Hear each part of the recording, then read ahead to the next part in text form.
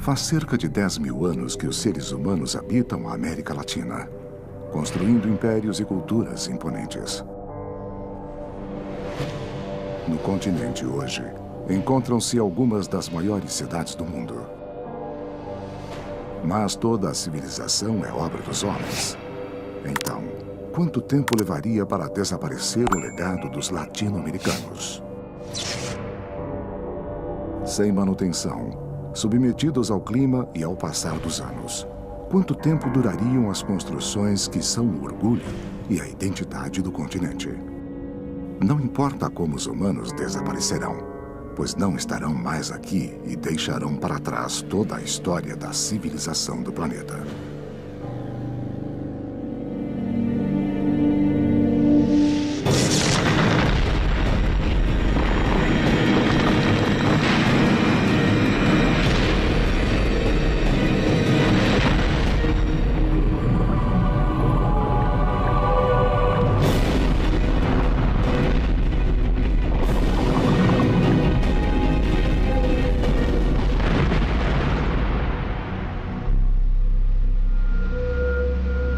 Bem-vindos à América Latina. População zero.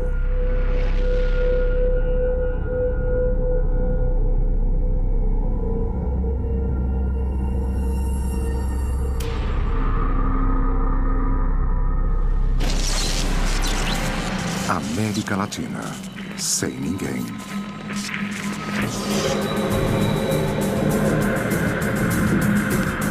A América Latina, um continente especial, cheio de cidades gigantes e de locais naturais, voltará a ser como era antes da nossa chegada.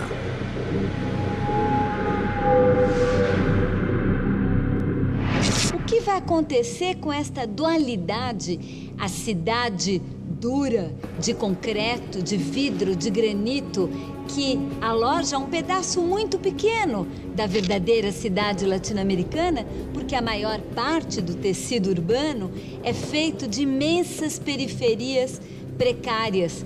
Periferias também de tijolo e cimento e laje, mas periferias com muito menos capacidade de resiliência para o tempo e para tudo que vem depois. Como será que vão ficar essas periferias?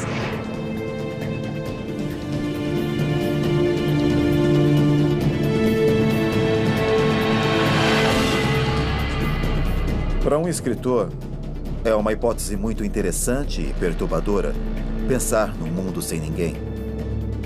Mas também é interessante pensar que nosso mundo foi, em grande parte, desabitado por seres humanos.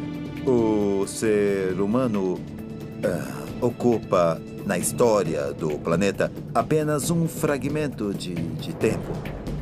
Portanto, não será novidade para o mundo não haver ninguém aqui.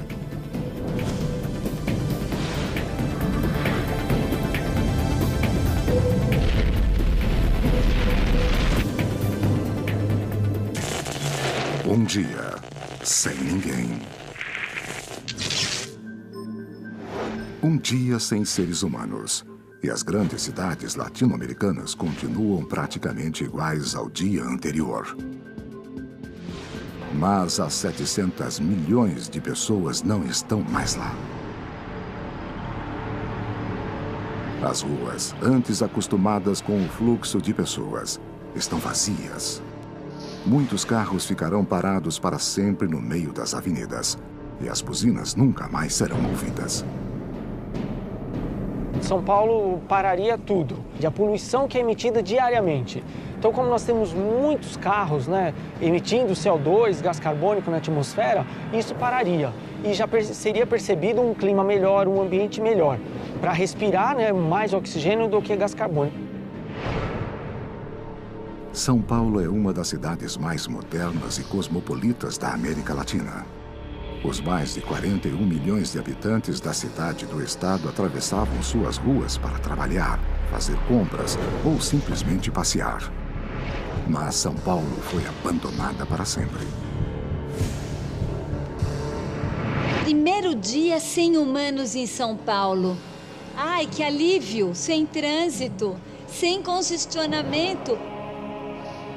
a primeira mudança que vai ocorrer na Terra é uma mudança na atmosfera. A concentração de poluentes na atmosfera vai diminuir e isso vai provocar alterações significativas. Como resultado, as cidades começarão a ser dominadas pelas plantas. As plantas irão, então, se expandir. Diminuindo os níveis de poluição, a degradação dos edifícios, construções e monumentos será bem reduzida. Devido aos baixos níveis de poluição, então o processo de deterioração será mais lento. Mas isso não significa que não ocorrerá.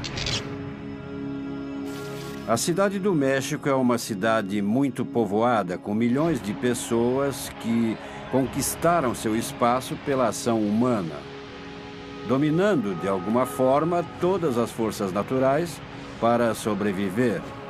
Mas quando os sistemas falharem, um desastre pode acontecer.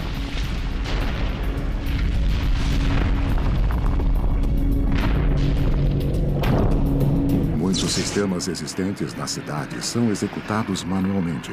Então, no mesmo dia em que a humanidade desaparecer, eles deixarão de funcionar. A coleta do lixo, o tratamento apropriado e a eliminação dos resíduos, com certeza, são vitais para o funcionamento de uma cidade. É uma questão de higiene urbana. Sem isso, a cidade entrará em colapso em questão de alguns dias. Em cada esquina do México, o lixo não coletado, cerca de 50.000 toneladas por dia, fica ao ar livre e um fedor nauseante começa a aumentar. Enquanto isso, os milhões de animais que nos acompanham há milhares de anos têm de sobreviver por conta própria. Muitos animais ficarão presos dentro das casas.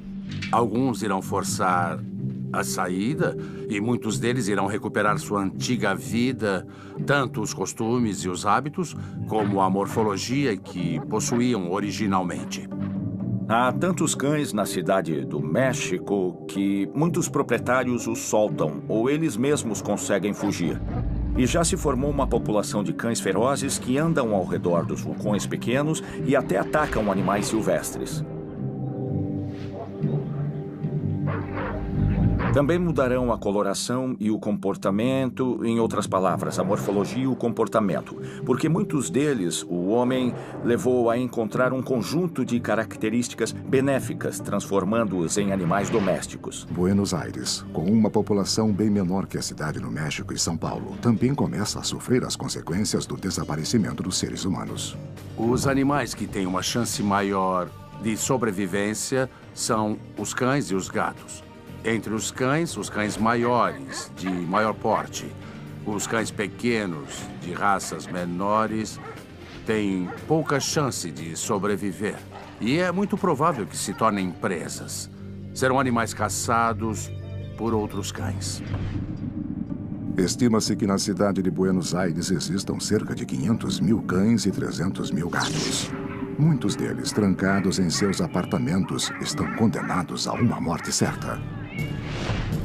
Os animais que fugirem de suas casas-prisões encontrarão as ruas vazias e precisarão começar a viver de outra forma. Lentamente, os animais de estimação dominarão as cidades.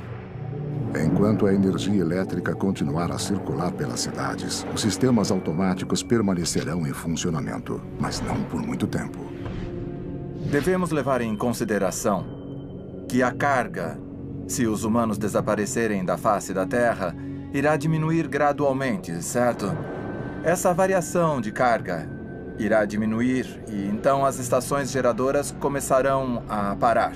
Não por causa do bloqueio, mas sim porque, na verdade, não haverá mais demanda a atender.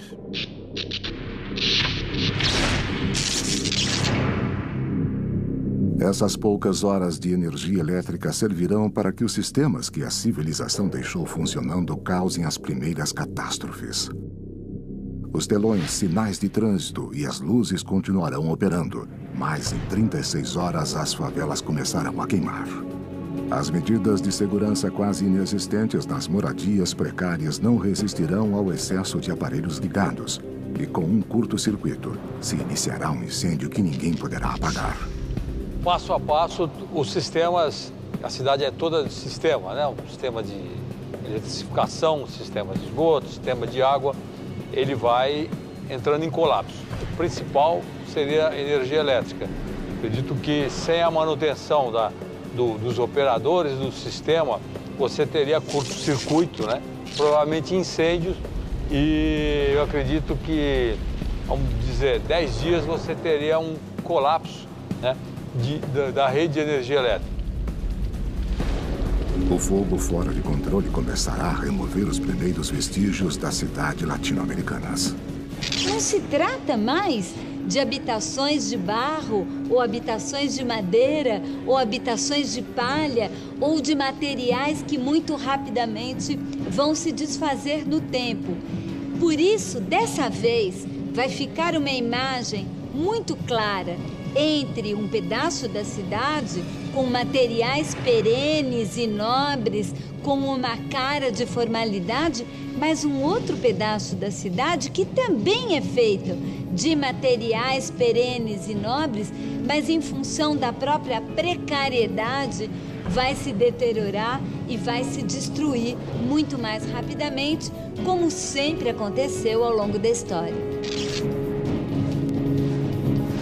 Os edifícios vão reagir de maneiras diferentes às condições ambientais, no que diz respeito aos monumentos, por exemplo, os monumentos de metal.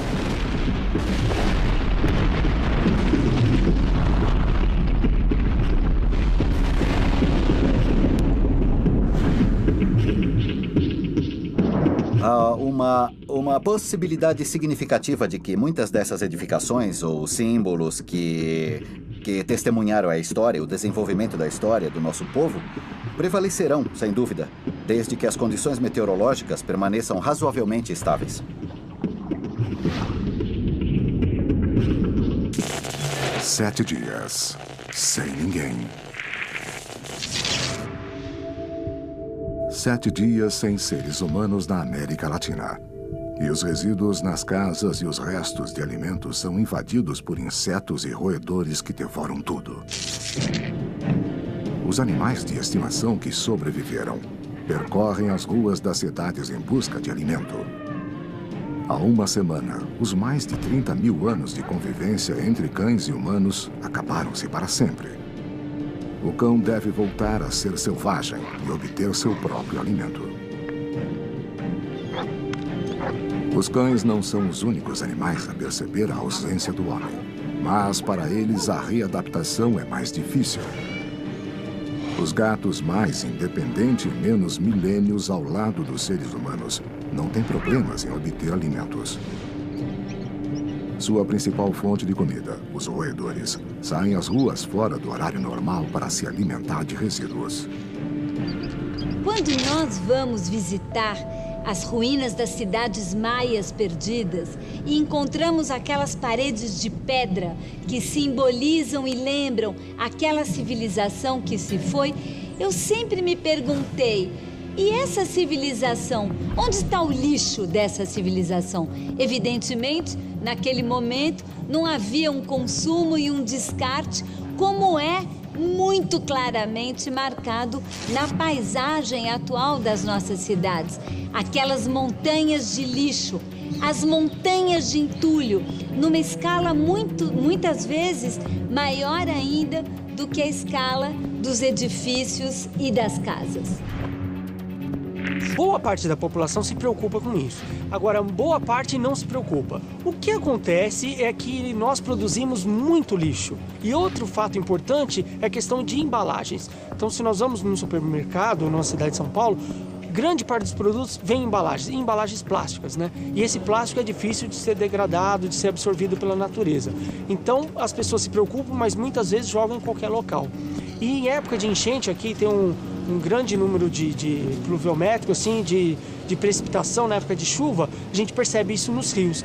Então, grande quantidade de plástico, principalmente de garrafas plásticas, que entopem bueiros e tal. Então, é o lixo jogado em um local inadequado. Às vezes, se 10% da população faz isso, é importante pela quantidade de pessoas. O lixo está ligado à grande quantidade de matéria orgânica. E esse cheiro é horrível.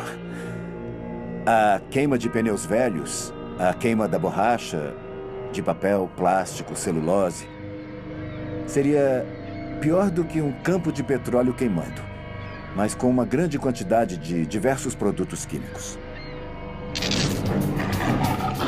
Nos jardins zoológicos, a situação dos animais tornou-se desesperadora. Há uma semana, ninguém os alimenta. Depois de muitas tentativas, alguns conseguem escapar de suas jaulas. São eles que conseguirão sobreviver. Nos currais onde podem conviver diferentes espécies de animais, uns acabarão matando os outros. Podem ocorrer casos de canibalismo e, em outras ocasiões, animais de maior estrutura, de maior tamanho, conseguirão quebrar cercas e muros, e nos currais que não forem cobertos e nem fechados, eles poderão escapar. Haverá espécies que podemos chamar de equivalentes vicariantes, tigres, leões, haverá também proboscídeos, também os cavalos selvagens.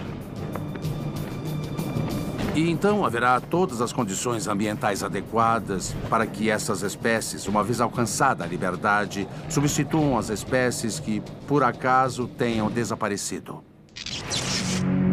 Pela primeira vez, as cidades estão na escuridão total. Os sistemas de alimentação de emergência entram em colapso e as grandes cidades latino-americanas desligam-se para sempre. Um mês sem ninguém. Um mês sem seres humanos e as cidades não estão desertas. O reino dos ratos já começou. Esses pequenos roedores famintos percorrem as ruas. O habitat muda e os animais ligados à cidade devem mudar seus costumes violentos. O processo de extinção continuará, pois é uma coisa natural, mas não será na mesma proporção. E assim, a fauna começará a recuperar as condições em que vivia antes. Claro que não serão as mesmas condições, mas cerca de 99% das espécies existentes sobreviverão ao desaparecimento do homem. E mais, voltarão a restaurar o equilíbrio com a natureza em melhores condições. Acho que um grande número de aves retornará. Outras espécies que não ficam aqui por causa da poluição. E será uma mistura de pântano com grandes blocos de lixo flutuante.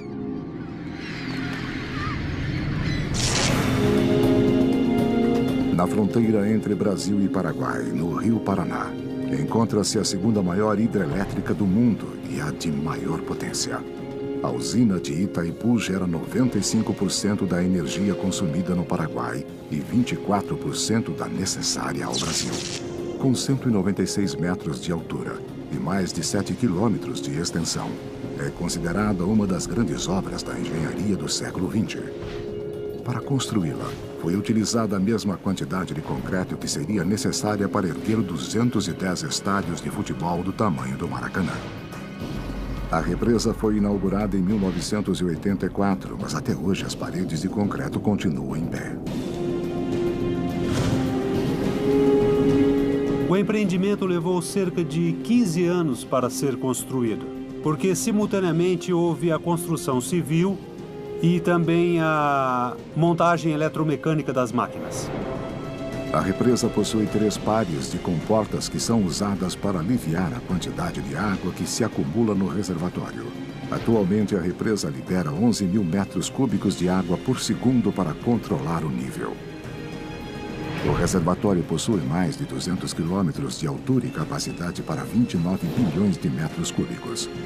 Itaipu faz parte de um sistema de barragens hidrelétricas que estão distribuídas ao longo do Rio Paraná.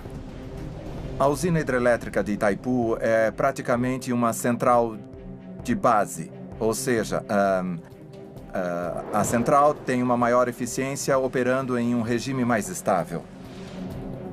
A capacidade existente é uma capacidade de pico.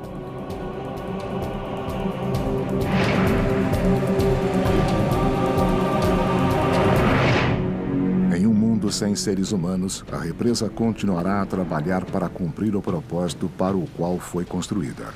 Mas sem demanda de eletricidade, os 20 geradores começarão a desligar um a um.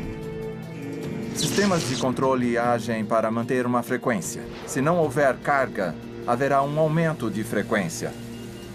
Os dispositivos de controle irão desconectar os geradores e as turbinas continuarão girando no vazio.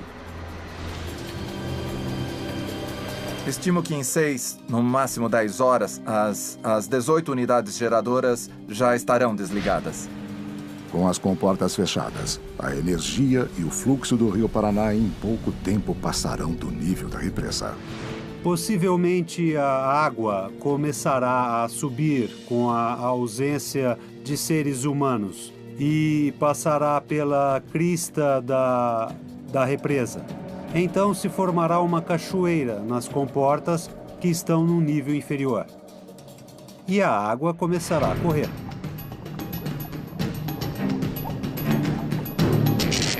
Nós não acreditamos que exista a possibilidade de rompimento da estrutura de concreto, principalmente. A parte de concreto da represa deve durar muitos e muitos anos. O enroscamento, no entanto, quando a água começasse a passar sobre a represa, isso levaria, eu calculo, de 45 dias a 2 meses, mais ou menos,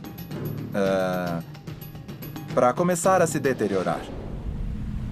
A uma velocidade incrível, uma das maiores obras da América Latina irá desaparecer para sempre sob o rio que controlou por mais de 1/4 de século. A chuva e o vento lentamente cobrem as estradas com uma fina camada de solo e as sementes começam a germinar. E uma nova vegetação, como não se via há anos, reaparece timidamente no asfalto.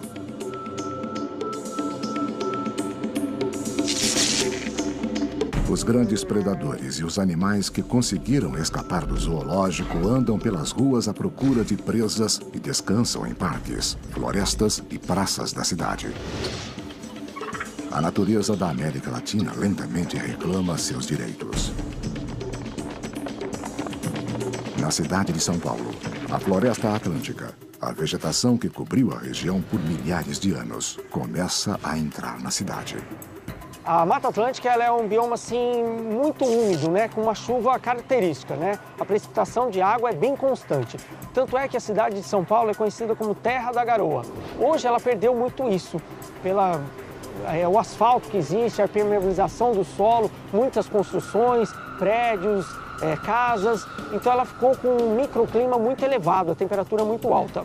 Sem as pessoas, a Mata Atlântica voltaria na cidade, né? O concreto ia acabar, os prédios e a vegetação voltaria. E com essa vegetação voltaria também a garoa mais intensa, né? A chuva e a umidade mais elevada. A América Latina é modificada a uma velocidade espantosa. 1 ano sem ninguém. 1 ano sem seres humanos na América Latina. E as áreas tropicais e subtropicais mudam drasticamente. Os parques, eles, na época de chuva, na época de verão e primavera, a vegetação cresce muito. Tanto é que órgãos públicos, a prefeitura, tem que fazer a poda da grama, principalmente, das árvores, a cada 45 dias. Então, em 3 meses, a grama já estaria na altura da cintura de um homem adulto. Em 1 ano, ela estaria bem alta, a altura de 1,5 metro ou mais, né? 1,80 m aproximadamente. Essa vegetação compondo a cidade traria animais para povoar de novo essa mata, de novo a cidade de São Paulo. A Mata Atlântica avança, ocultando uma cultura que reinava apenas 360 dias antes. A natureza não foi capaz de apagar a marca do homem. No entanto, as cidades se tornam cada dia mais irreconhecíveis. A cidade de São Paulo, que sempre manteve um equilíbrio entre o cinza do cimento e o verde da vegetação frondosa, já não é mais a mesma. As gramíneas e plantas avançam sobre a Avenida Paulista, dando-lhe um perfil selvagem. Os arranha-céus são dominados pelas trepadeiras.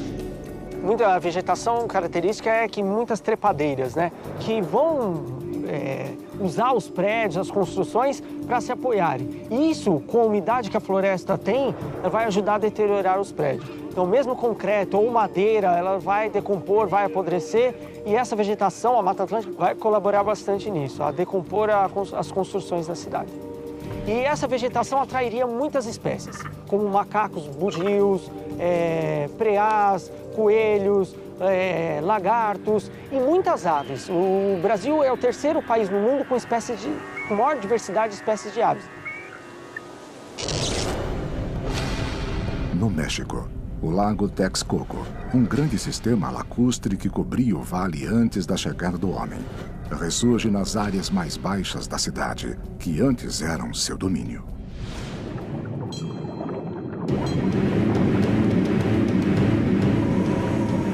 O vale era completamente preenchido de água, era um lago dividido em água doce e salgada. Havia uma represa separando as águas dos dois lagos. E a cidade começou a construir pequenas ilhas que gradualmente foram se consolidando e começavam a crescer, sendo ligadas por 4 pistas.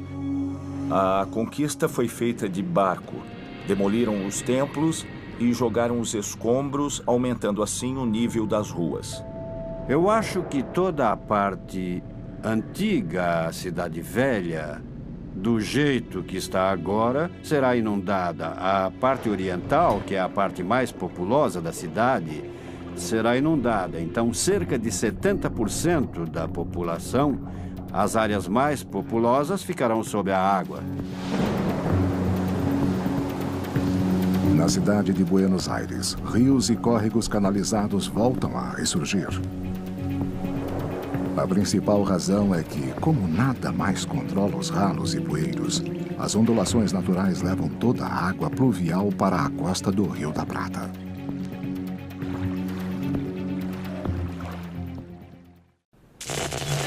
Dois anos sem ninguém. 2 anos sem seres humanos na América Latina. E na primavera, o obelisco de Buenos Aires e os prédios ao redor começam a ser cobertos por trepadeiras e plantas típicas da região. Nem todas são originais, já que muita vegetação adaptada pelo homem ao meio ambiente sobrevive ali. Na cidade do México, a água continua a erguer-se lentamente, escondendo e afundando para sempre uma das grandes culturas da América Latina e do mundo.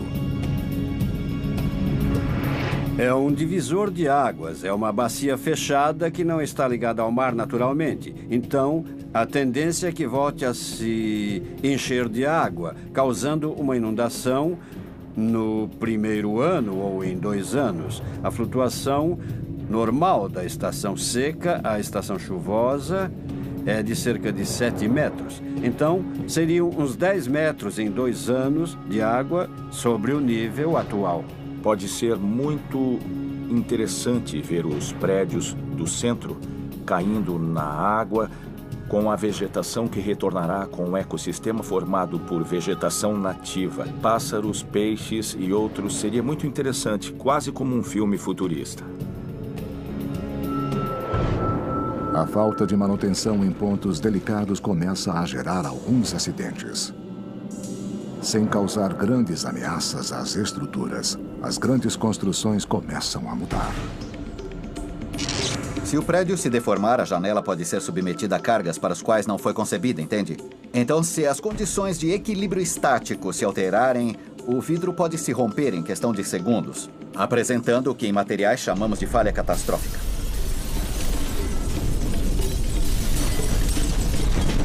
Então, haverá uma sequência de eventos que, uma vez começada com a degradação inicial do concreto, pode provocar outras coisas. O próprio vidro é quimicamente muito estável, pode durar séculos. Todos os edifícios, os materiais de construção das edificações, a pedra, o cimento, os materiais de alvenaria em geral, são porosos. Então, se a água se acumular no subsolo, ela começará a subir por capilaridade, amolecendo as bases desses edifícios.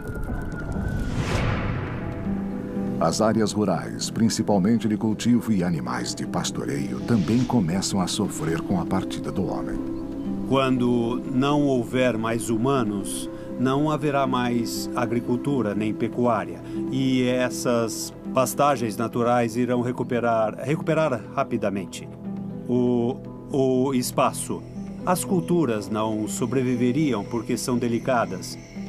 E as espécies que estão mais adaptadas ao meio e que foram eliminadas pelos seres humanos foram removidas e foram subjugadas em prol do cultivo, quando as culturas não tiveram cuidado adequado. Essas espécies que estão bem adaptadas ao ambiente irão ocupar o espaço. As culturas não sobreviverão. Provavelmente com os animais aconteça algo semelhante, mas não tão rapidamente como com a agricultura. Os animais se tornarão indomados, as espécies mais adaptadas ao ambiente sobreviverão. Os que tiverem mais defesas e irão conviver após um equilíbrio natural juntamente com a fauna selvagem. A última safra colhida pelos seres humanos permanece armazenada em silos. Mas dentro desses reservatórios enormes, os grãos fermentam perigosamente. Um grão é danificado por razões físicas, ou seja, por teor de água, temperatura e umidade. E por razões biológicas devido a insetos, ou fungos, ou roedores, ou por questões técnicas devido ao manejo dos grãos, ou seja, se foram guardados úmidos ou se estavam partidos, machucados.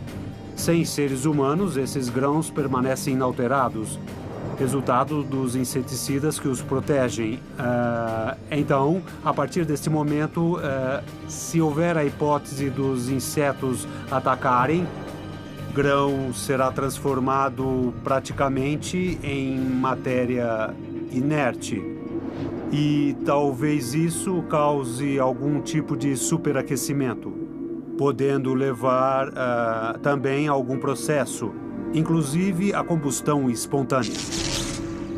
Esses silos enormes, com centenas de toneladas em seu interior, explodem de uma forma que nunca teria ocorrido no tempo dos seres humanos. Mas sem eles, não há como evitar.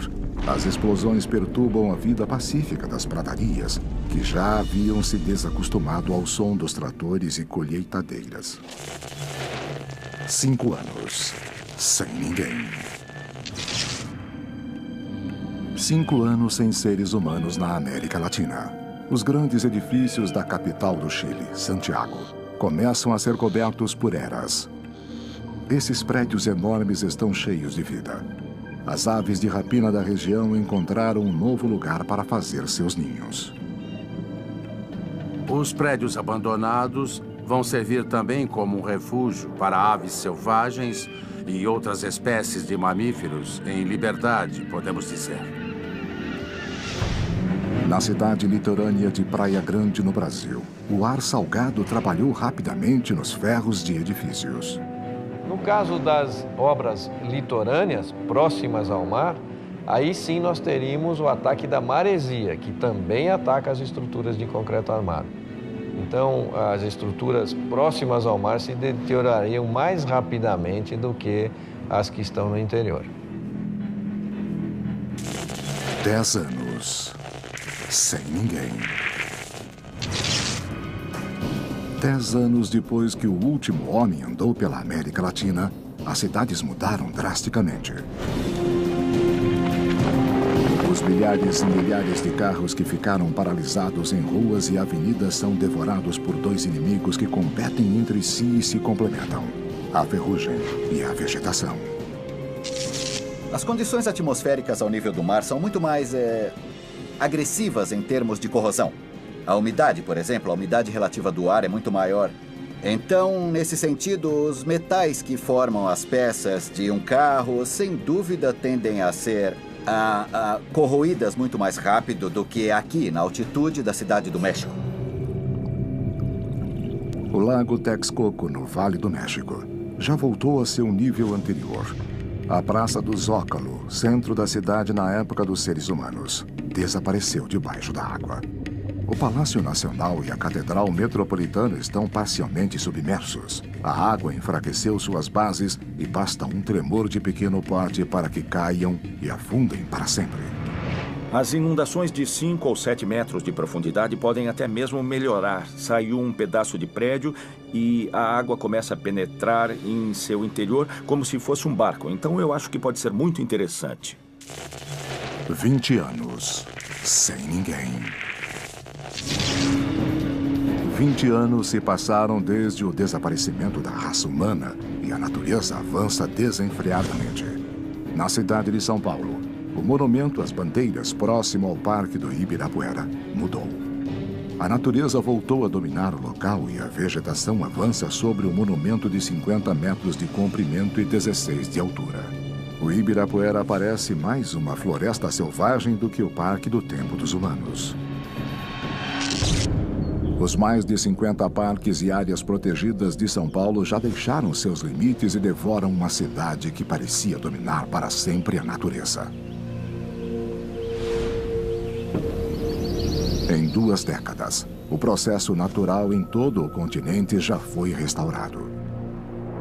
O processo natural, em geral, é que os lagos se encham de sedimentos e a quantidade de água ocupe maior extensão, que haja mais evaporação, que os sais se precipitem e a vegetação vá mudando. Nunca voltará a ser o mesmo, mas no sul a vegetação se recuperará mais rápido. E também, com um maior número de lagos, virão mais aves, com mais sementes e mais pólen. No norte, onde há menos oferta de água limpa, será uma área pantanosa, insalubre, mas que possivelmente acabará com os sistemas de drenagem e chegará a níveis mais elevados. 20 anos após a partida dos seres humanos e os outrora modernos arranha-céus de La Portada, em Santiago do Chile, abrigam uma nova vida em seu interior. As espécies que habitariam o local serão as voadoras. Com certeza se transformará em um ninho de condores, de aves nativas. Provavelmente também haverá roedores e gatos que de algum modo conseguiriam subir no local e provavelmente se tornará um edifício bem interessante quando habitado por esses novos seres. Há morcegos que dispersam sementes, são polinizadores, ou mesmo podem carregar pólen ou sementes que caem nesses lugares e começam a crescer. Então, acho que poderia se formar um ecossistema. Os pombos certamente poderão sobreviver. Camundongos e ratos, que são onívoros e se alimentam do que encontram, são os primeiros animais a sobreviver. Mas se eles sobreviverem, talvez alguns outros predadores, como os gatos, possam sobreviver.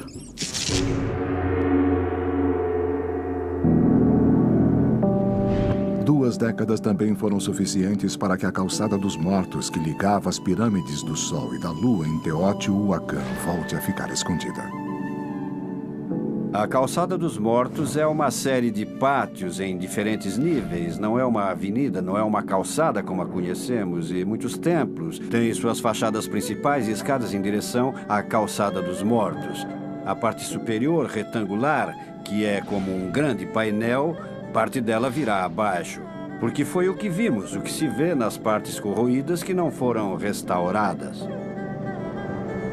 As rampas têm um declive, o que seria muito mais estável do que a parte de baixo da edificação, que está exposta de alguma forma, como as pinturas nas paredes, e isso provavelmente será perdido.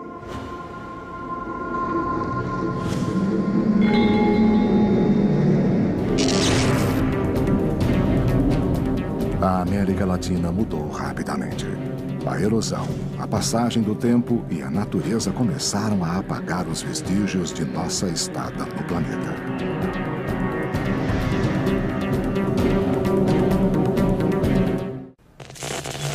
"30 anos sem ninguém."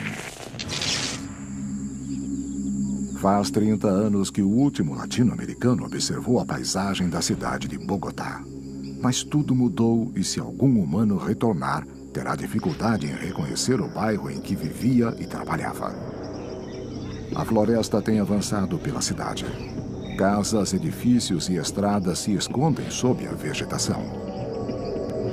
Esta cidade que viveu e se desenvolveu por mais de 500 anos não conseguiu sobreviver ao desaparecimento dos colombianos.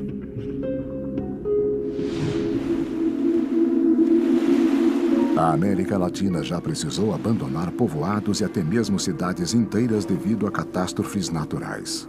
Em Melincué, uma estância turística situada na província argentina de Santa Fé, uma inundação foi responsável pelo abandono.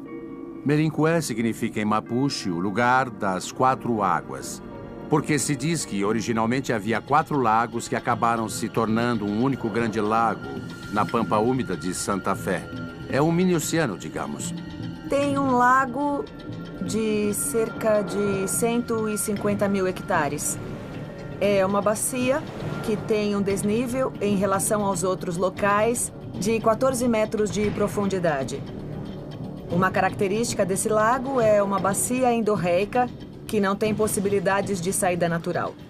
Por isso, decidiram diminuir o nível do lago com um sistema artificial de bombeamento. Antigamente, este povoado era um lugar onde milhares de turistas vinham em busca das propriedades curativas da água salgada. Com a inauguração de um hotel em 1933, o turismo começou a florescer e a Idade do Ouro chegou à região. Havia um balneário e, digamos, o hotel era a principal construção.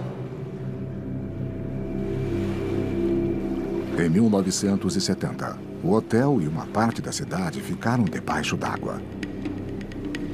30 anos foram suficientes para que a água destruísse tudo na região. Houve uma forte chuva, 300 milímetros mais ou menos, e isso causou a inundação e a elevação do nível das águas do lago. Bom, o lago destruiu grande parte da cidade, digamos, e grande parte do balneário. Tinha chegado no povoado, o cemitério estava debaixo d'água, por exemplo, e tinha chegado a quase 3, 4, 5, 6 quarteirões dentro do povoado. E no lado oeste da cidade, tudo estava inundado. Em 2000, a água baixara, mas já havia feito seu trabalho de desgaste nas fundações das casas. A água é um dos inimigos mais poderosos dos edifícios de concreto e de outras construções modernas. Que são de ferro, essencialmente, e a água do lago, que tem a característica de ser muito ácida, com um pH alto, o corroeu, chegando a dissolvê-lo completamente. 75 anos, sem ninguém. O Anjo da Independência é um dos maiores símbolos da cidade do México. Na época dos seres humanos, essa estátua de 45 metros de altura e pesando 7 toneladas era um ponto de encontro dos cidadãos. Essa escultura de bronze banhada em ouro, que simboliza o fim do domínio espanhol sobre os mexicanos, também não pôde resistir ao teste do tempo e à ação da água em suas fundações. Ela tem uma estrutura metálica que forma a coluna, e esta coluna é coberta de blocos de pedra da pedreira de Echegaray. O anjo é de bronze, revestido de folha de ouro. Então é uma película muito delicada, e embora seja ouro, isso não é suficiente para suportar as condições ambientais a que deve resistir na altura em que está. Ela tem um verniz para que a laminação dure um pouco mais. O fato de sermos livres, de sermos uma nação, é o que isso representa para nós. Então, sempre que nós temos que fazer alguma coisa, qualquer coisa importante, qualquer celebração, qualquer evento, tem a ver com o Anjo da Independência. Esse símbolo é a alma de quem somos. E muito da alma de quem somos está nesses monumentos. E um dos nossos trabalhos, dos nossos desejos, é fazer com que isso perdure. Talvez até mais do que eu ou qualquer um de nós que está aqui agora. Após 75 anos sem manutenção e com o desgaste constante da água, um dos símbolos da liberdade latino-americana cai. No entanto, não há nenhum ser humano para sofrer com esse paradoxo cruel.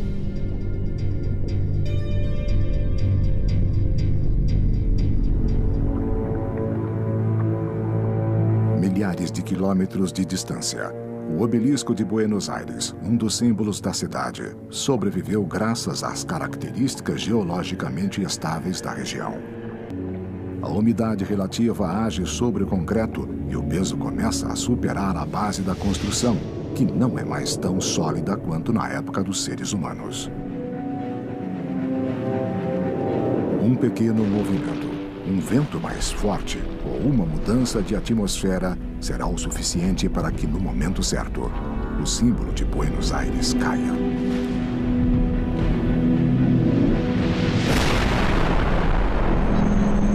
Algumas aves, antas e avestruzes que voltaram à região que habitavam antes dos seres humanos são as únicas testemunhas da queda do monumento.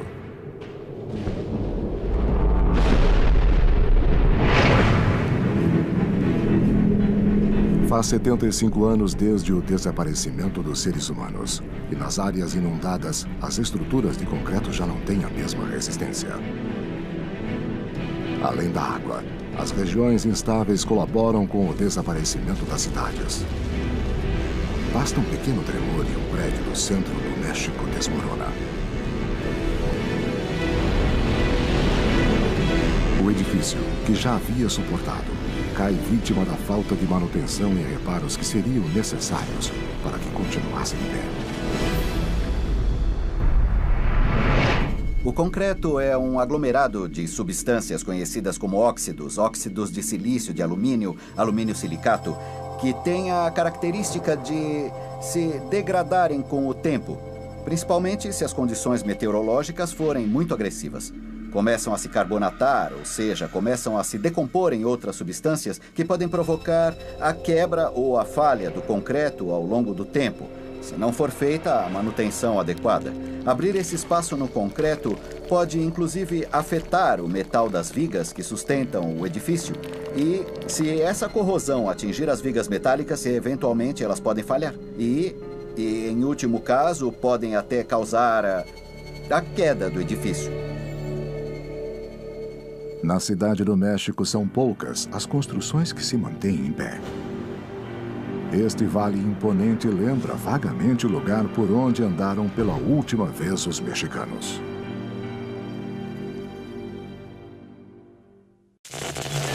75 anos.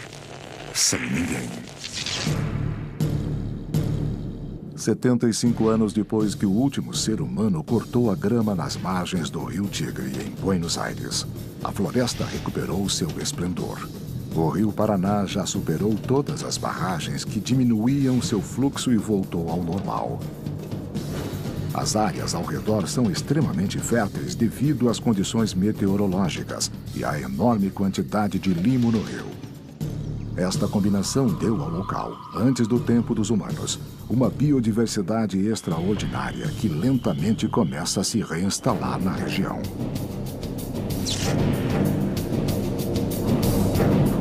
A Ilha Martim Garcia encontra-se na região insular do Rio da Prata, na área do delta perto da foz do Rio Paraná e da foz do Rio Uruguai.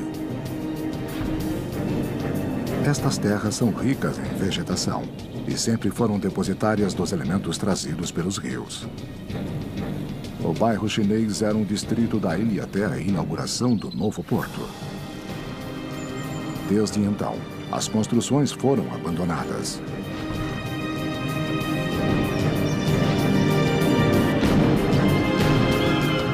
A natureza lentamente tem se adaptado, incorporando cada casa, cada quarto, como parte de sua geografia.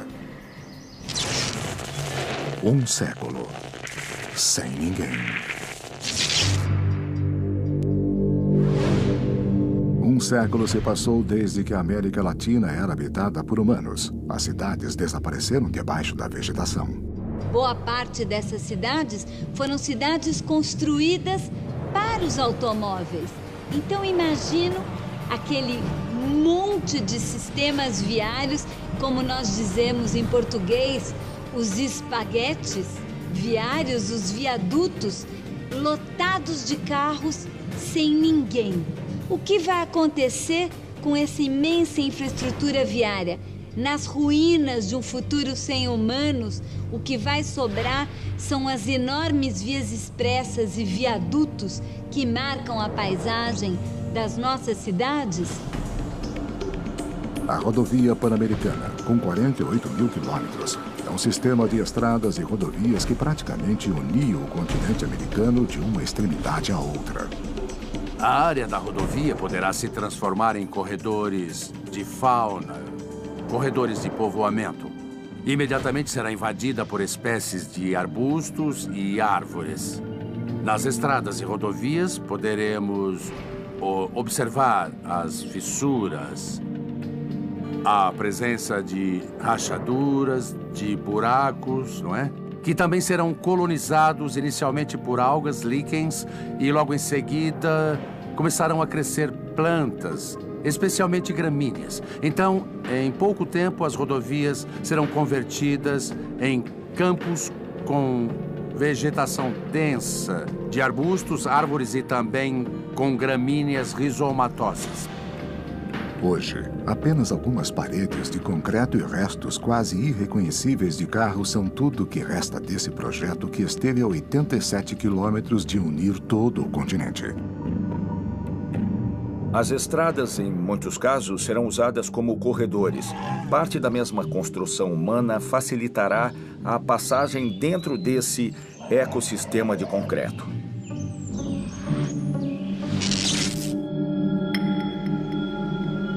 A Ilha Martín García foi descoberta em 1516 pela expedição de Juan Díaz de Solís e foi transformada em prisão em 1765. Com a criação do vice-reino do Rio da Prata, tornou-se uma guarnição militar. O antigo presídio da Ilha Martín García está há mais de 100 anos abandonado. Sua construção não resistiu. Suas ruínas são apenas indícios de seu antigo esplendor e a natureza já faz parte de sua fundação.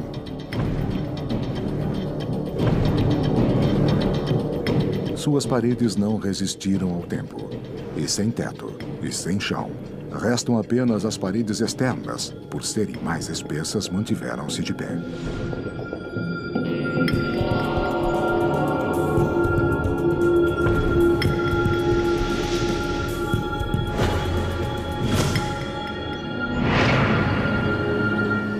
Em 100 anos, a natureza impôs seu poder. No tempo dos humanos, ela viu seu espaço diminuir, muitas vezes rendendo-se a cidades imponentes. Hoje, os animais não se lembram dessas alterações e descansam em locais que no tempo dos homens seriam impensáveis.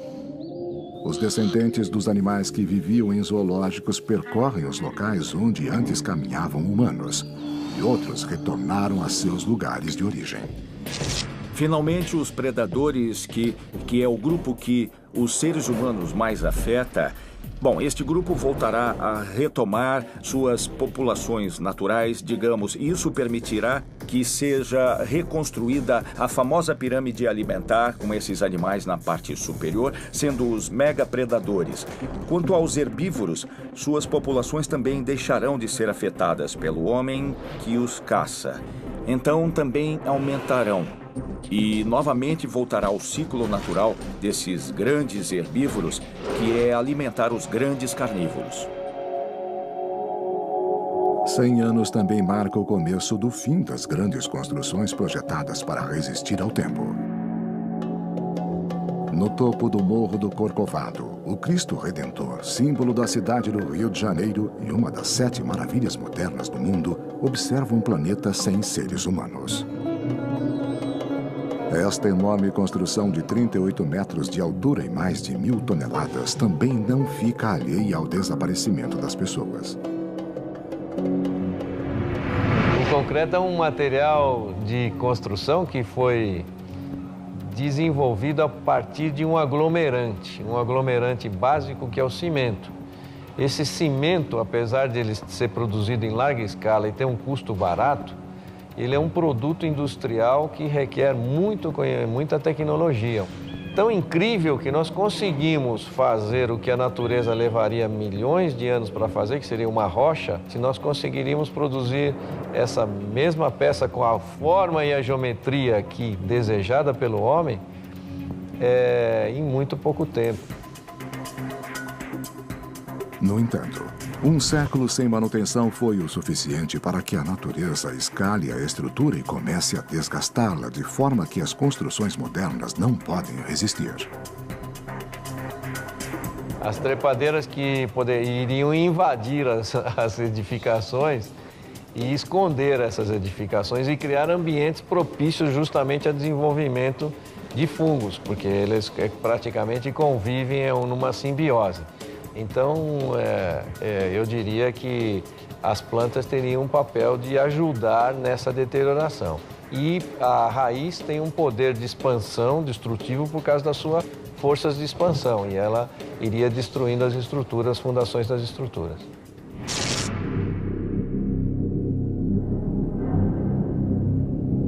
A ponte de San Roque González de Santa Cruz liga a cidade paraguaia de Encarnación a Posadas, na Argentina.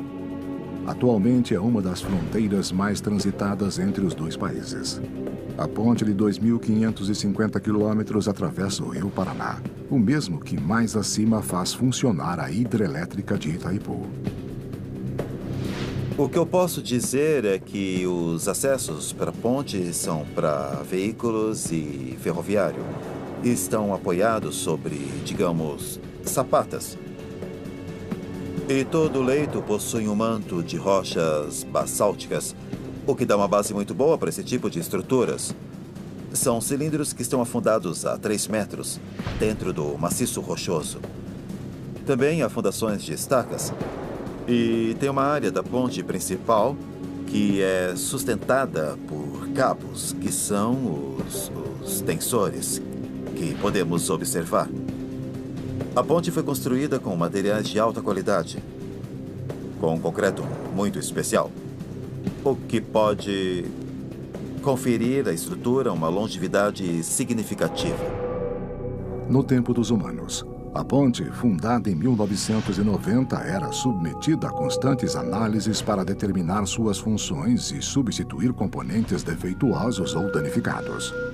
No entanto, passaram-se 100 anos desde a última revisão e os materiais fadigados começam a falhar. Os metais se degradam de diferentes formas. Há metais como o alumínio, o aço e mesmo o bronze que, ao se oxidarem, ao se combinarem com o oxigênio na superfície, aparece uma camada de óxido passivante, chamada de pátina em alguns casos, que protege o interior do material do processo de corrosão. Então, quando ocorre a passivação, o material já não sofre nenhuma degradação. É por essa razão que, sob condições de ataques atmosféricos propícios, o metal pode durar muitíssimos anos. Sem os seres humanos, as pontes continuam a manter sua função, ligar duas margens da costa. Faz 100 anos que os animais utilizam a ponte como um caminho natural em sua migração. Mas eles não poderão fazer isso para sempre.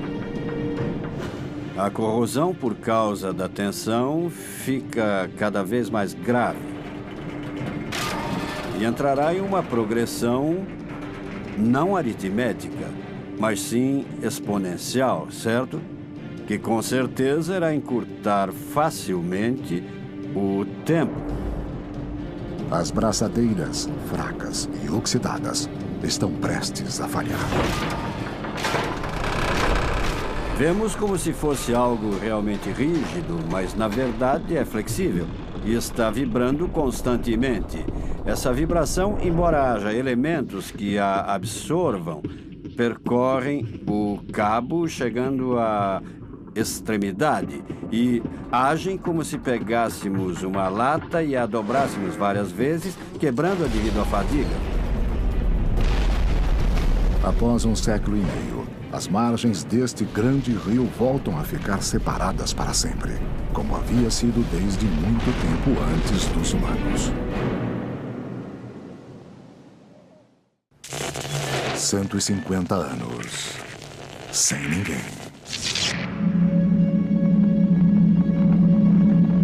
150 anos após a saída do homem da América Latina, as construções modernas, que foram edificadas com materiais muito mais frágeis do que as antigas, começam a desmoronar uma após a outra.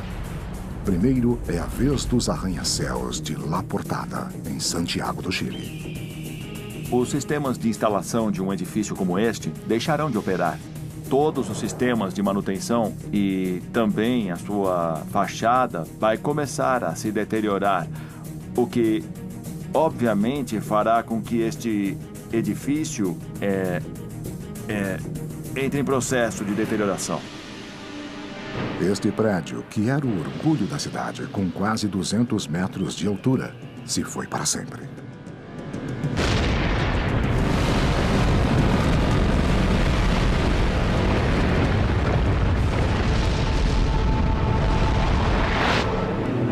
São Paulo, durante o tempo dos humanos, chegou a ter mais de 5.600 prédios com mais de 35 metros, perdendo apenas para Hong Kong e Nova York. Mas tudo mudou. 150 anos foram suficientes para que os mais poderosos gigantes construídos para desafiar o clima, a lei da gravidade e a natureza acabem se rendendo ao tempo.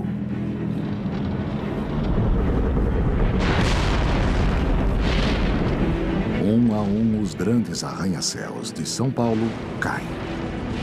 O edifício Copan, um dos mais emblemáticos de São Paulo, com 140 metros de altura, desaba. Os prédios desaparecem e São Paulo recupera suas paisagens originais. Portanto, todas as estruturas que até agora a humanidade construiu terão, de alguma forma, um fator de sobrevivência que depende fortemente do material utilizado. As cidades ainda conservam suas formas. Os arbustos escondem seu esplendor, mas o solo é o mesmo. E essa característica também está prestes a mudar para sempre.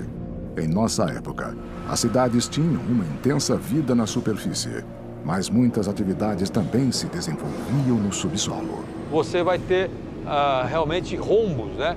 Trincas enormes, falha nas estruturas de concreto.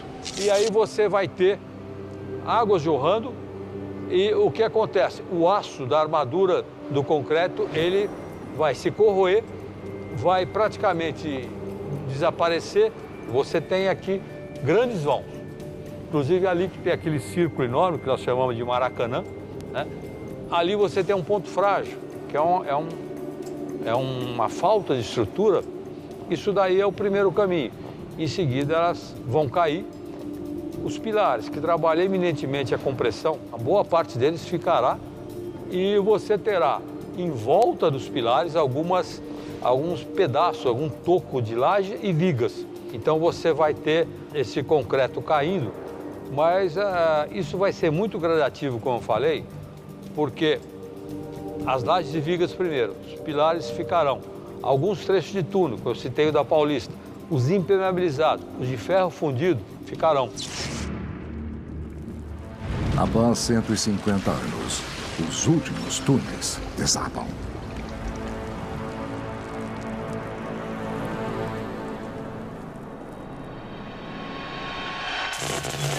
"200 anos sem ninguém." Passaram-se 200 anos sem seres humanos na América Latina e as cidades não são as mesmas. As áreas florestais do continente mostram 200 anos de abandono. Regiões que foram habitadas, onde grandes civilizações foram construídas e, mais tarde, abandonadas. As missões jesuíticas foram estabelecidas em território espanhol no século 27. nas regiões das províncias do Paraguai e do Rio da Prata. O objetivo dos jesuítas era construir cidades para os Guarani. Lá, eles ensinavam a cultura ocidental e evangelizavam os nativos, enquanto aprendiam costumes locais. Esse sincretismo se refletiu na arte e nas construções erguidas. Em 1744, lá viviam mais de 84 mil índios. As missões tinham sido bem-sucedidas. No entanto, em 1767, a Ordem dos Jesuítas foi dissolvida pelo Papa e os sacerdotes precisaram deixar a área. Aos poucos, essas cidades foram abandonadas há mais de 200 anos. Durante esse tempo, a natureza avançou sobre as construções, deixando em ruínas uma civilização que prometia durar para sempre, quase como um exemplo da utopia mítica. Essas construções antigas devem sobreviver por muito mais tempo do que os edifícios modernos. O concreto, exceto quando a haste começa a oxidar, principalmente pela salinidade em cidades que ficam perto do mar, começa a ser corroída e a se romper, e o concreto acaba se partindo. A água também ataca as bases. Um por um, os edifícios da Cidade do México caem. Basta um simples movimento de solo para iniciar um espetáculo preparado há 200 anos.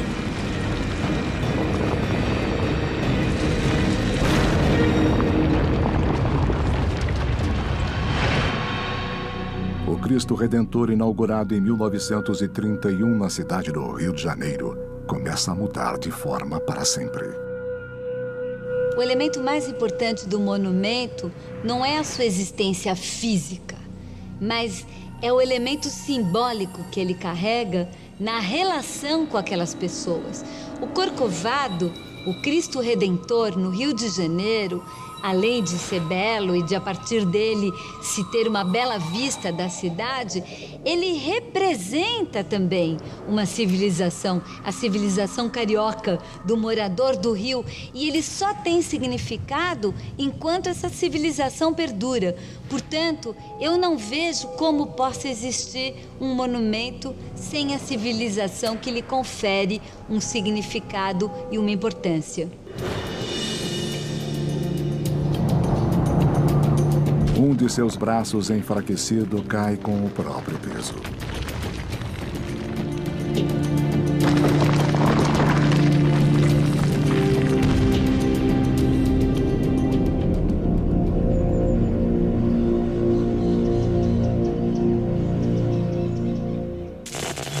250 anos, sem ninguém.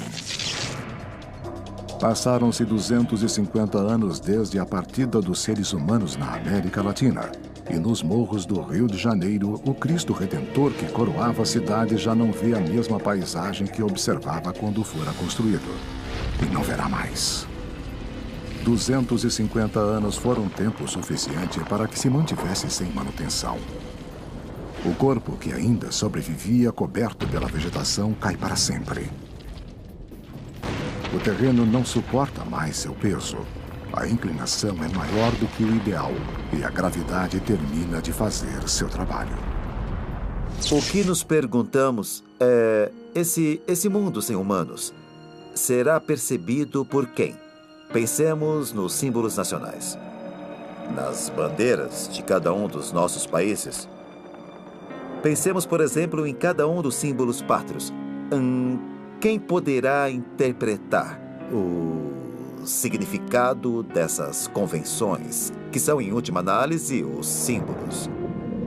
Onde ficará a identidade da América Latina se não forem esses símbolos? Que certamente ficarão em pé. Mas que inteligência poderá interpretá-los? Outro símbolo de São Paulo, o edifício Itália, também cai no meio da selva. Os animais morrem esmagados, ficam sem moradias e devem reajustar-se a uma nova paisagem, mais uma vez. 500 anos. Sem ninguém.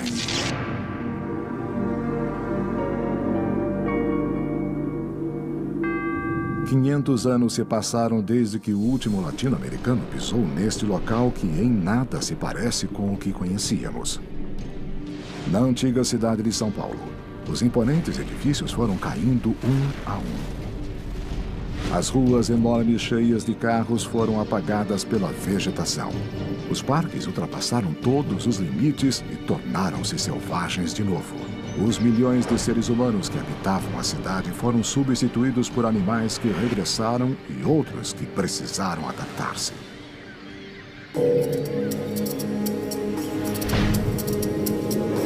A Mata Atlântica, que antes era ameaçada, agora cresce e avança. A Mata Atlântica é um bioma muito importante no Brasil e é único, só existe no Brasil. Hoje, infelizmente, só existe 7% de Mata Atlântica que existia originalmente em 1500. Essa Mata Atlântica está mais concentrada no estado de São Paulo e na borda da cidade de São Paulo. E ela tem uma vegetação muito rica e uma diversidade de espécies animais também muito rica. E isso é importante para a cidade de São Paulo. Se a cidade de São Paulo não existisse, não tivesse mais pessoas, essa mata iria voltar onde ela é originalmente, aqui na cidade de São Paulo. O Rio da Prata devorou uma parte da cidade de Buenos Aires. E o restante foi destruído pela vegetação, rios e córregos que retornaram ao território. O México recuperou totalmente seu sistema lacustre. A urbanização que começara 1.200 anos atrás, quando os astecas encontraram Quetzal com a serpente na boca, um símbolo de que era o lugar indicado pelos deuses para fundar sua cidade, se foi para sempre. 1000 anos. Sem ninguém.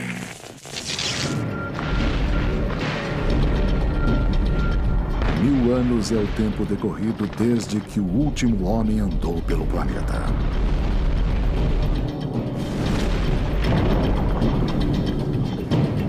Nenhum latino-americano conseguiria reconhecer seu lar.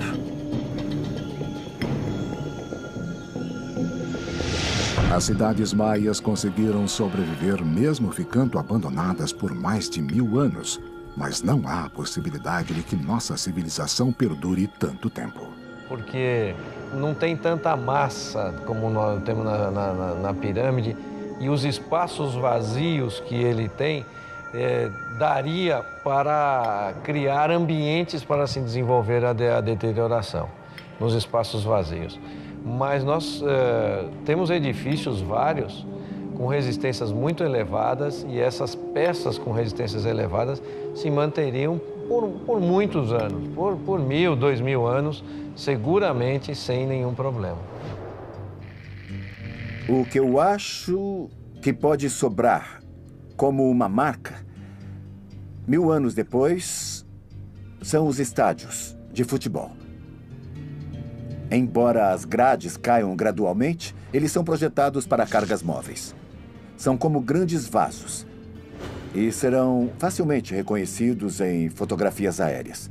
Talvez não seja um legado intencional, mas serão facilmente identificados os estádios de futebol. Nada é tão simbólico, tão importante, tão monumental como os nossos estádios de futebol.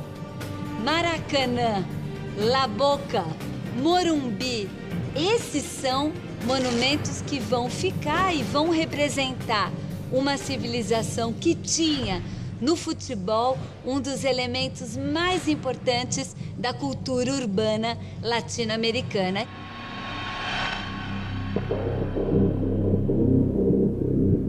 Algumas construções sobreviverão, mas paradoxalmente muitas serão as que utilizaram técnicas milenares. Muitas construções que consideramos antigas ainda estão em pé, então há as construções maias, onde a cidade foi tomada pela selva e agora vemos como o templo se ergue sobre as árvores em perfeitas condições, como se tivesse acabado de construí-lo. Em quase todos os casos, as raízes das árvores destruíram a construção original, mas a pedra tem uma durabilidade muito importante. Os telhados de palha e os elementos de madeira, é claro que desapareceram, mas a pedra permaneceu, como acontece nas construções romanas ou nas construções egípcias e gregas. Na Idade do Bronze, o homem começou a forjar as ferramentas com as quais criaria seu império na Terra. Por milhares de anos, as técnicas e materiais foram evoluindo a níveis que os primeiros humanos nem sequer imaginavam. Quando não estivermos mais em nosso continente, 1000 anos após termos desaparecido, esses elementos básicos, símbolos do início da nossa civilização, permanecerão. Sob condições de ataques atmosféricos propícios, o metal pode durar muitíssimos anos. Como prova disso, temos as estátuas das culturas antigas, não é? Eu já vi objetos metálicos que vêm dos egípcios.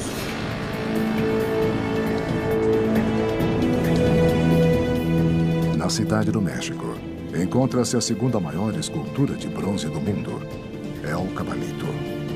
El Cabalito foi uma proeza em si mesma. É a estátua equestre de Carlos IV, que chegou ao poder em 1788 e terminou em 1808. O vice-rei tentou bajular o rei da Espanha e sugeriu a construção da mesma. O problema é que, a princípio, não havia dinheiro e a fizeram de madeira. Ela foi colocada na base e, em menos de 2 ou 3 anos, desapareceu, estragou.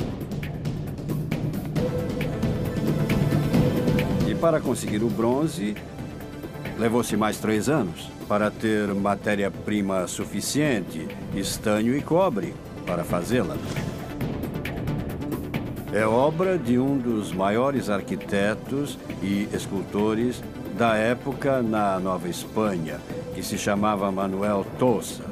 É o último esforço importante da monarquia espanhola na Nova Espanha e foi o início da independência. No fundo do lago Texcoco, a estátua ainda mantém sua forma e talvez, algum dia, um ser inteligente a encontre.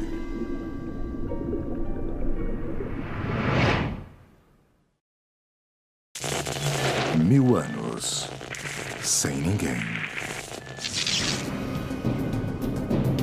1000 anos se passaram desde que o homem deixou a América Latina para sempre.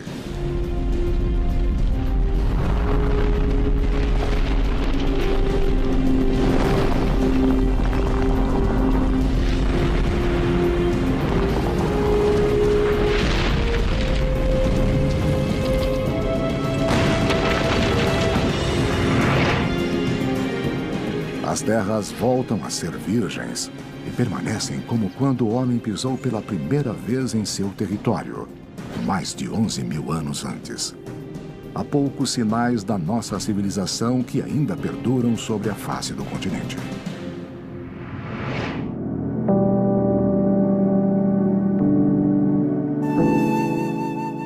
No Vale do México, a 45 quilômetros da cidade, encontram-se as ruínas da maior cidade da antiga América Latina, Teotihuacan, o lugar onde os deuses eram venerados na língua náhua.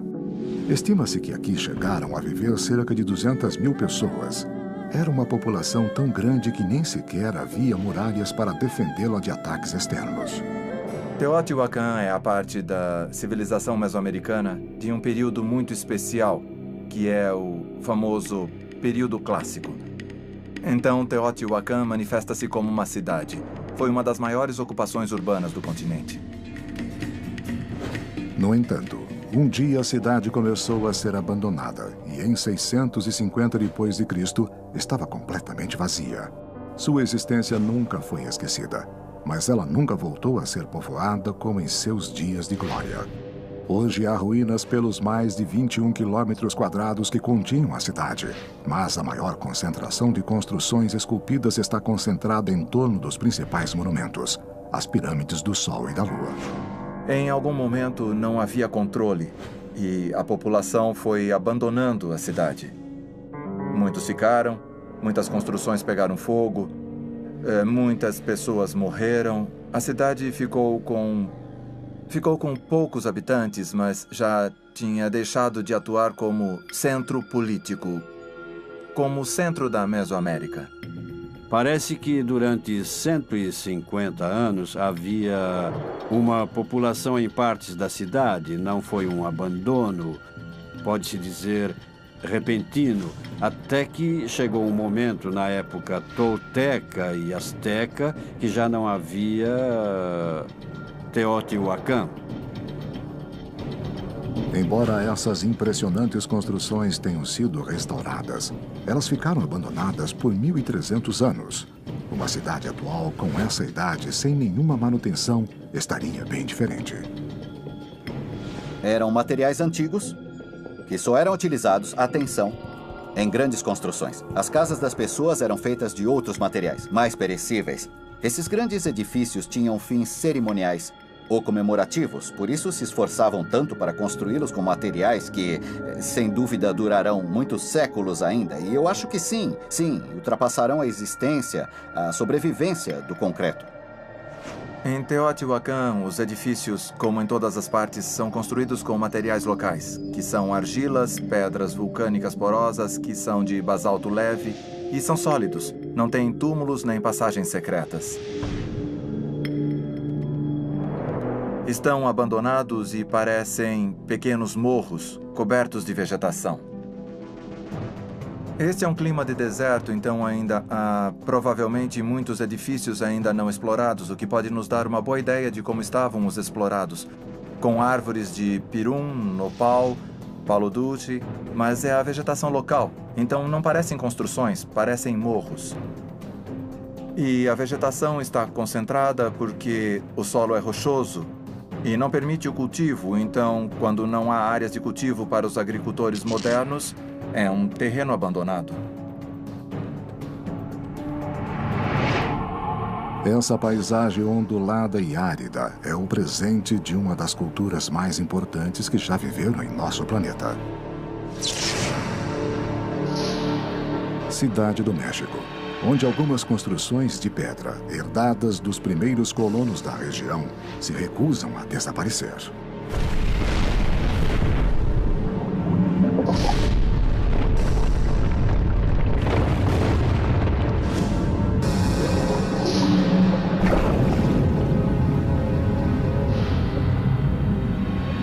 Mas uma última estocada da natureza está prestes a acabar com qualquer vestígio da nossa civilização. O Popocatépetl é um vulcão, ou seja, ele teve erupções de tipos diferentes. Algumas catastróficas e outras graduais. Às vezes, as erupções são apenas emissões de cinzas, mas em outras etapas são fluxos de lava. E pode explodir, dependendo do tipo de erupção. É possível que se retorne a uma paisagem geológica de vulcões ativos, como era na época de Cristo.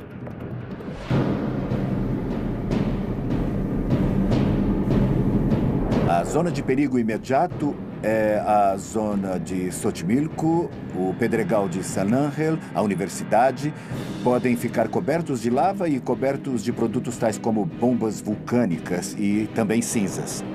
Isso afetará a vegetação imediatamente, mas em cerca de 2.000 anos, a vegetação voltará a se recuperar sobre a lava, principalmente sobre a lava basáltica. Devemos nos lembrar também que as erupções vulcânicas criam fraturas, criam falhas. Então pode ser um relevo diferente e os vestígios da cidade serão enterrados.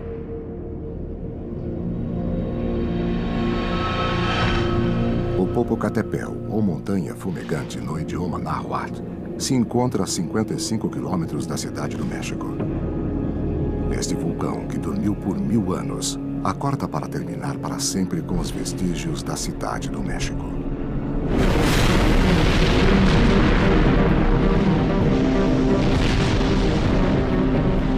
Em poucas horas, uma nuvem ectoplástica começará a depositar-se nas pradarias e lagos. Serão vários meses de catástrofes, mortes e agitação. E quando acabar, o Vale do México mudará novamente e a vida recomeçará mais uma vez.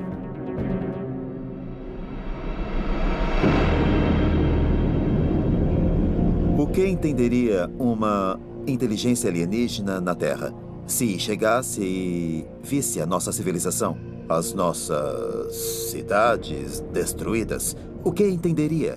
Porque diferentes culturas convivem na América Latina. Como interpretarão os grandes edifícios em cidades como Buenos Aires, como São Paulo e Caracas? Poderão diferenciar o que hoje é Tenochtitlán, no México, por exemplo? E curioso, porque às vezes aos próprios seres humanos nos custa diferenciar e tentar entender em que pontos foram semelhantes e em que pontos foram diferentes essas civilizações que até hoje ainda convivem na América Latina. 100.000 anos. Sem ninguém.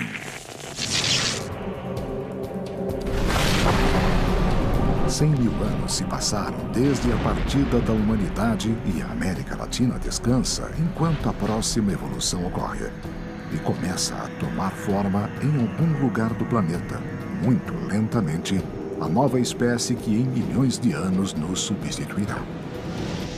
Enquanto isso, a natureza tem prevalecido, apagando para sempre os vestígios de nossa civilização. O mundo continua a mudar e evoluir. Novas espécies surgem e outras desaparecem. Tudo continua seu ciclo, até o dia em que nosso planeta deverá voltar a fazer parte da estrela que há milhões de anos o formou. O Sol.